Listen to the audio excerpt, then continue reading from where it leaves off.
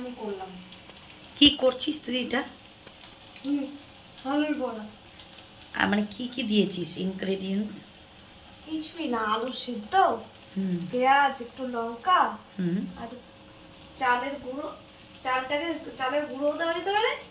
আর হচ্ছে চাল যদি মানে থাকে তাহলে ভিজিয়ে একটুখানি সেটাকে বেটেও দেওয়া যেতে পারে।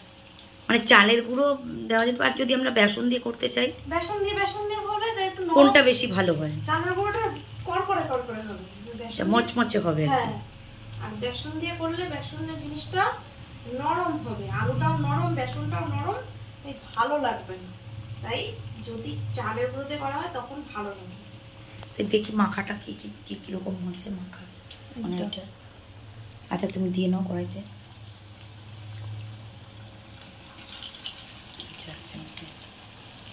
চালের গুঁড়ো দিয়ে আলুর বড়া। আচ্ছা, দেখি এটা এর মধ্যে কি কি আছে মেশানো। এর মধ্যে আছে হলুদ, লঙ্কা, আলু সিদ্ধ, চালের গুঁড়ো, কাঁচা লঙ্কা দিয়েছো? হ্যাঁ, কাঁচা লঙ্কা, কাঁচা পেঁয়াজ, নুন দিয়ে এটাকে মেখেছো। মেখে আর এরকম করে ভাজছো। আচ্ছা আচ্ছা, খেতে খুব সুন্দর হবে, তাই তো? হ্যাঁ, সুন্দর হবে। ঠিক আছে, ভাজা হয়ে যাক, তারপর তো খাবো। তো দেখতে পাচ্ছ বন্ধুরা, তোমরা যদি এরকম মুচমুচে আলুর বড়া খেতে চাও তাহলে তোমরা এরকম করতে পারো।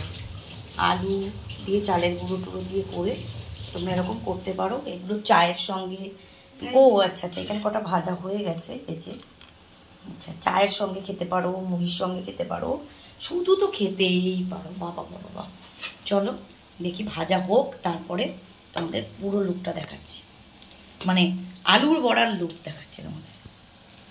এটা তুমি সর্ষের তেলে ভাজছো? হ্যাঁ, সাদা তেলেও ভাজা যায়, সর্ষের তেলে আমি ভাজছি। সাদা তেলেও ভাজা যায়, কোনো অসুবিধার কোনো কারণ নেই।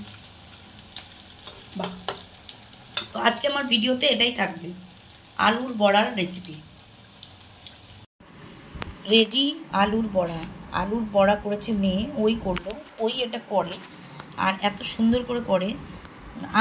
আমি চালের গুঁড়ো দিয়ে করি, বাট সরি, আমি বেসন দিয়ে করি, তাও বড় বড় করে। কিন্তু মেয়ে করলো চালের গুঁড়ো দিয়ে। তো তোমরাও করে খেতে পারো, খুব সুন্দর একটা মানে স্ন্যাক্স হবে। ডাল করবে, ডালের সঙ্গে এই আলুর বড়াটা দিয়ে খেতে পারবে। আলুর মানে এত একটা মুখরোচক খাবার।